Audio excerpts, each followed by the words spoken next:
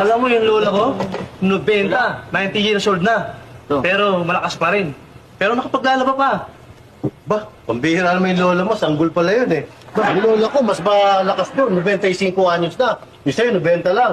Ba, sipin mo, bukod sa paglalaba, sipin mo, nananahi pa yun, linaw ng mata. Ilan taon? 95. Ay, teenager yung lola mo. Dahil yung lola ko, 100. 100 years old. Hindi lang sa bahay nagtatrabaho yun, sa bukid.